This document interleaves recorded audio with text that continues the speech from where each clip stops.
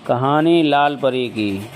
सालों पहले परियों की एक नगरी में लाल परी रहती थी।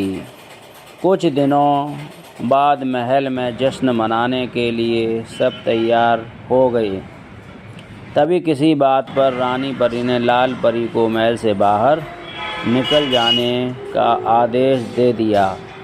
इस बात से उदास होकर लाल परी महल से उड़कर धरती पर आकर एक बाग में छिप गई। उस बाग में बहुत सारे बच्चे खेल रहे थे। लाल परी छिपकर उन बच्चों का खेल देखने लगी और उन बच्चों को हंसता खेलता देखकर वह अपना दुख भी भूल गई। तभी बाग में खेल रही सोनी नाम की एक लड़की की नज़र लाल परी के सुनहरे लाल पंखों पर पड़ गई। सोनी को लगा कि शायद यह कोई फल है और वह उसे लाने के लिए उसके पास चली गई। सोनी ने वहाँ पर जब लाल परी को देखा तो चौंक गई और खुशी के मारे चिल्लाने लगी। सोनी की चीख सुनकर बाग में खेल रहे सभी बच्चे भी उसके पास आ गए। सुंदर लाल परी ने लाल रंग के कपड़े पहने हुए थे, उसके पंख भी लाल थे और उसने चमकता हुआ लाल रंग का सिर पर ताज भी पहना हुआ था। सब बच्चों को देखकर लाल परी ने सबको अपना परिचय दिया।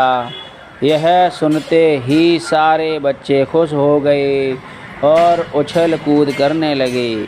बच्चों ने दादी से कहानी में सुना था कि लाल परी सारी मनोकामनाएं पूरी करती है। इसी वजह से सारे बच्चे लाल परी को देखकर खुश हो रहे थे और अपनी इच्छाएं लाल परी को बताने लगे। तभी चिंटू की इच्छा सुनने के बाद लाल परी ने अपनी छड़ी घुमाई और चिंटू हवा की सैर करके वापस ज़मीन पर आ गया। फिर लाल परी ने अपनी छड़ी घुमाई और एक रसीला ताज़ा आम सोनी के हाथों में आ गया। इसके बाद लाल परी ने फिर से अपनी छड़ी घुमाई और बाग के सभी फूल रोशनी से जगमगाने लगे। लाल परी के जादू को देखकर सभी बच्चे बहुत प्रसन्न हो रहे थे और लाल परी भी महल में चल रहे उत्सव को देखकर बच्चों के साथ खेलकर सब कुछ भूल गई थी और वह अपना दुख भी भूल गई। इसके बाद जैसे ही फूलों का चमकना कम हुआ, आसमान के सारे तारे चमकने लगे। फिर बच्चों ने लाल परी से विदा लिया और अपने अपने घर जाने को तैयार हो गए। बच्चों के जाने के बाद लाल परी का मन फिर से उदास हो गया। लाल परी को उदास देखकर सोनी से रहा ना गया तो उसने उससे उसकी उदासी का कारण पूछ लिया। लाल परी ने सोनी को रानी परी की सारी बात बता दी।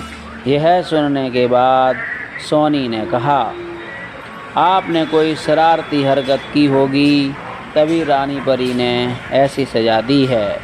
मैं जब भी घर में शरारत करती हूँ तो मेरी माँ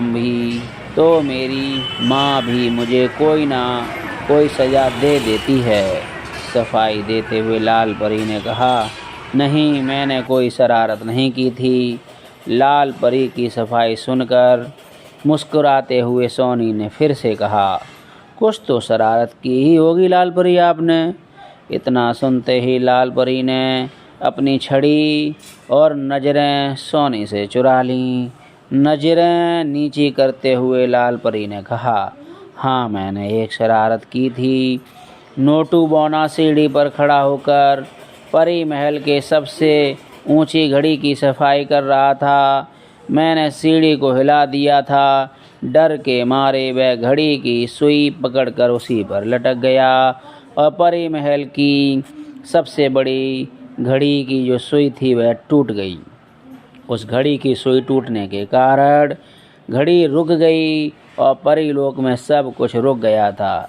इसके बाद रानी परी ने अपने जादू से सब कुछ ठीक किया और इसी वजह से गुस्सा होकर उन्होंने मुझे महल से बाहर भेज दिया, जबकि इसमें मेरी कोई गलती नहीं, सारी गलती नोटू बौने की है।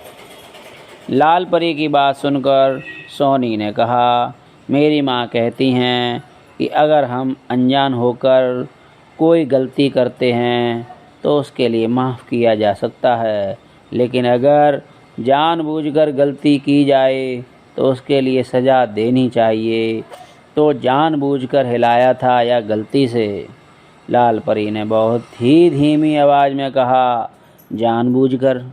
क्या अगर मैं अब रानी परी से अपनी इस गलती के लिए माफ़ी मांग लूं तो क्या वो मुझे माफ़ कर देंगी? सोनी ने कहा, हाँ बिल्कुल माफ़ कर देंगी।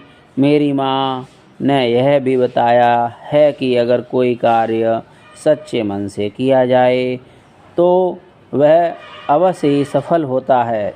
इसके बाद लाल परी ने सोनी से कहा कि वह उसकी तरफ से उसकी माँ को धन्यवाद दे और अपनी जादुई छड़ी घुमाकर अगले ही पल में सोनी को उसके घर पहुंचा दिया। सोनी की माँ के विचारों को सुनने के बाद लाल परी ने अपने मन में ठान लिया कि अब वह परी लोक की सबसे अच्छी परी बनेगी। इसके बाद उसने अपने दोनों पंख फैलाए और आसमान की तरफ उड़ चली। रानी परी से अपनी गलती के लिए माफ़ी मांगने के लिए फिर परी लोक पहुंचकर उसने सच्चे मन से अपनी गलती मानकर रानी परी से माफ़ी मांगी और उन्होंने भी उसे माफ़ कर दिया। कहानी से शिक्षा और सीख, बेवजह किसी को परेशान नहीं करना चाहिए और अगर अपनी किसी गलती के लिए माफ़ी मांगना चाहते हैं तो उसके लिए सच्चे मन से माफ़ी मांग लेनी चाहिए। सच्चे मन से किया गया काम हमेशा ही अच्छा होता है।